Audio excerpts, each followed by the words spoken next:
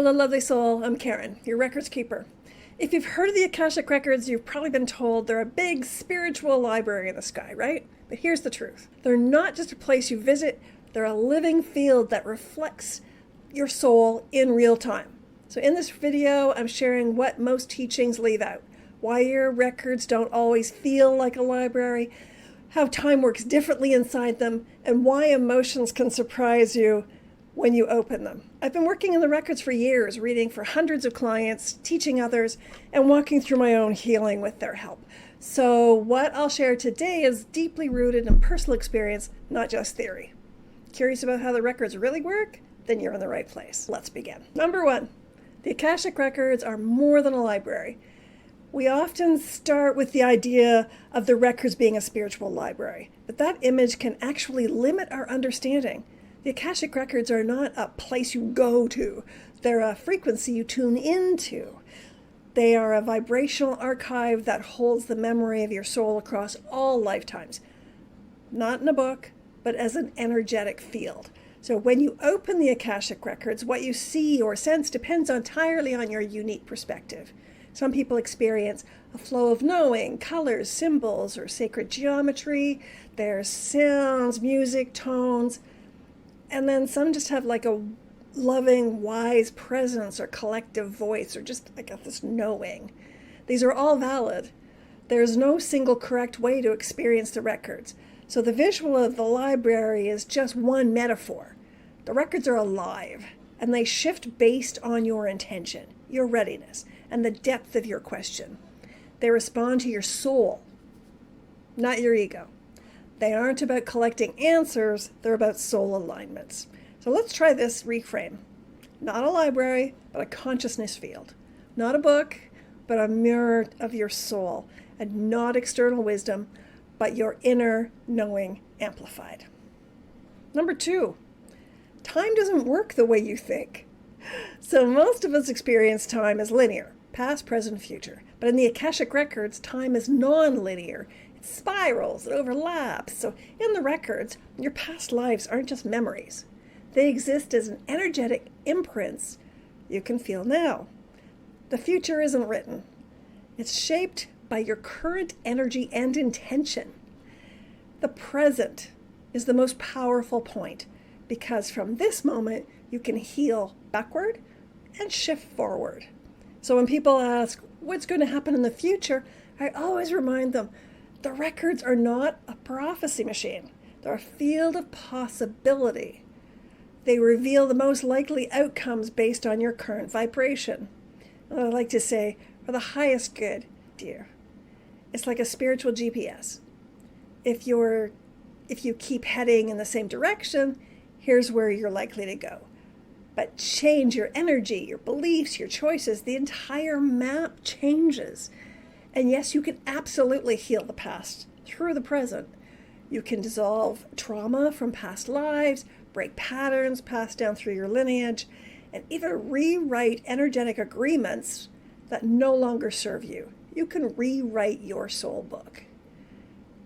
Time in the records is spiral, not a straight line. You are not trapped in your past. You are not stuck in your future. You are co-creating all of it right now. 3, not every message is fixed truth.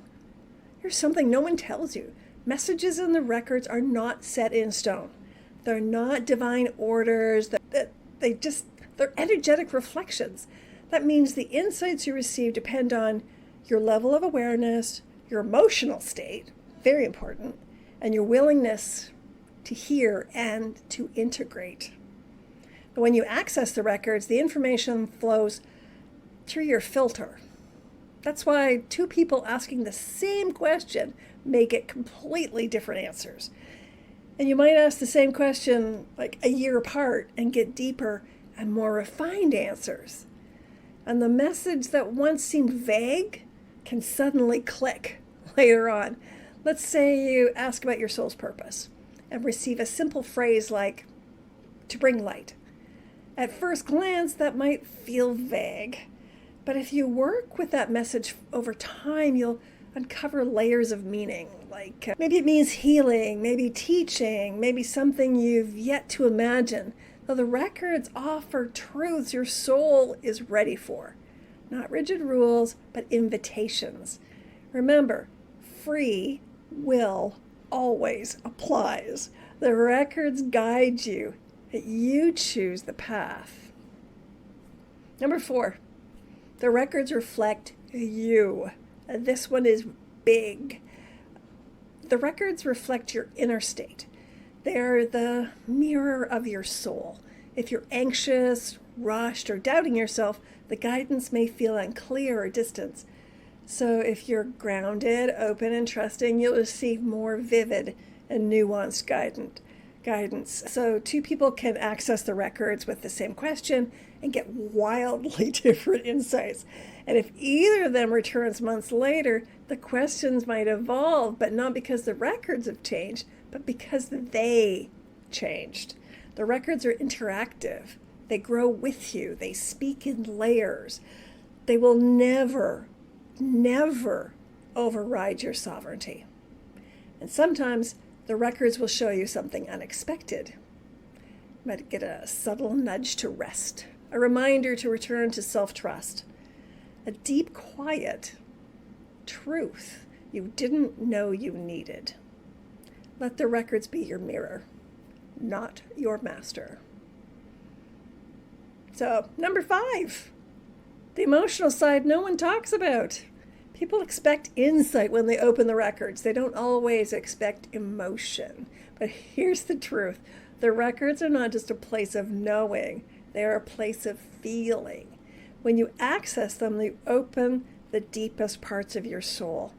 So that means past life grief can rise, ancestral wounds may be felt, long lost joy can return. Some clients cry. I've cried. Because from joy, or just sometimes they feel peace for the first time in years. Sometimes they walk away feeling cracked open and tender. That's not a sign something went wrong. It's a sign healing is happening. But here are ways to support yourself. Create sacred space before opening. Don't judge your tears, chills, or silences. But let yourself feel, not just interpret. And then close with gratitude and grounding. Healing isn't always comfortable, but it is sacred. 6, why some people struggle and how to fix it. If you tried to access the records and felt blocked, you are not alone. Here are the most common challenges and what to do. Trying too hard. The records don't respond to force. They respond to presence. So shift from effort to openness. Just relax. You doubt the experience. It often feels like imagination at first. Let it. Record your impressions. The smallest detail, even if you don't see anything, write that down. Patterns will emerge from that. 3, emotional or energetic blocks. Grief, trauma, or overwhelm can cloud the connection. Try Reiki or grounding or breath work before opening up your records. Even in the middle of it, try that. Expecting visions or dramatic downloads rarely happens. Most people just receive subtle messages, feelings, knowings, gentle nudges. That's valid too. 5, rushing the process.